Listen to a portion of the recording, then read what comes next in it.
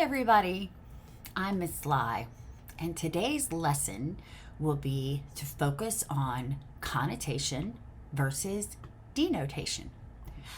The goal will be to explain the difference between connotation and denotation, to provide examples of each, and another objective will be to delineate the purpose of words based on connotation. Let's begin with the definition.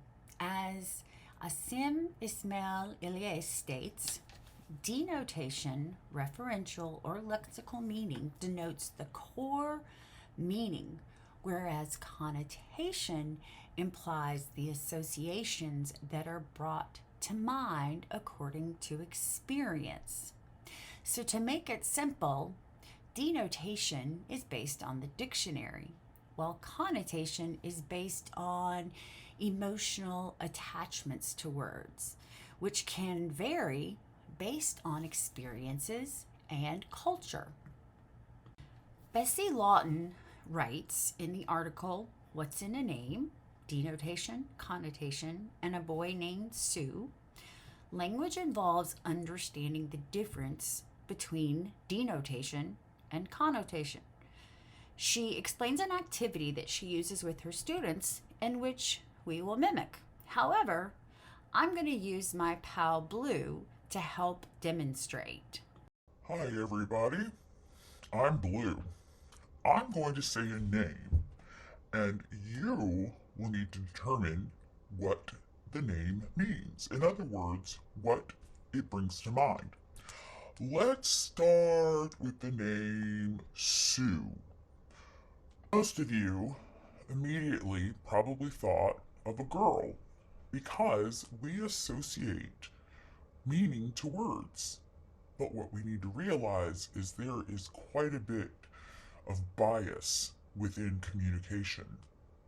For example, would you be surprised to learn that I am a ballerina?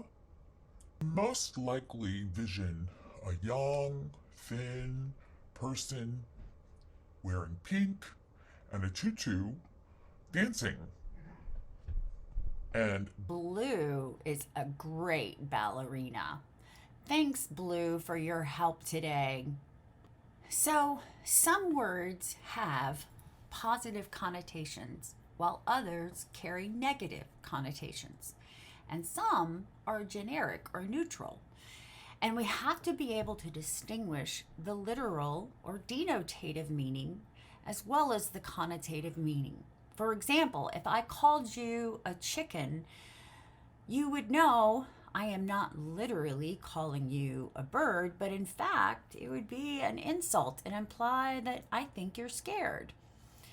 As Ilyes points out, many core words have a neutral connotation, like the word thin, but there are synonyms that have connotations that are negative, for instance, skinny, or positive, like slim.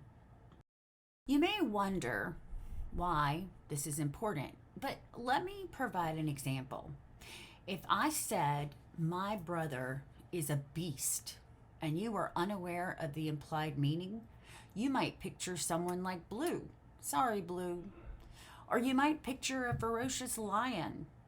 Another example would be if you asked me to go to dinner at a specific place, and I said, I'm not sure. They charge an arm and a leg. If you're unfamiliar with the figurative meaning, you may actually run. Ilyes points out in the importance of literary connotation that connotations are a very important tool for enriching meaning and arousing imagination. He also explains that cultural norms can dictate the connotation and even change the implied meaning.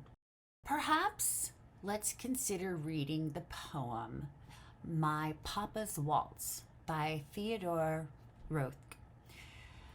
The whiskey on your breath could make a small boy dizzy, but I hung on like death. Such waltzing was not easy. We romped until the pan slid from the kitchen shelf. My mother's countenance could not unfrown itself. The hand that held my wrist was battered on one knuckle. At every step you missed, my right ear scraped a buckle. You beat time on my head with a palm caked hard by dirt, then waltzed me off to bed, still clinging to your shirt. Let's review what we know. I'm going to use the word wall. If I said there is a wall between us, what would be the denotative meaning versus the connotative meaning?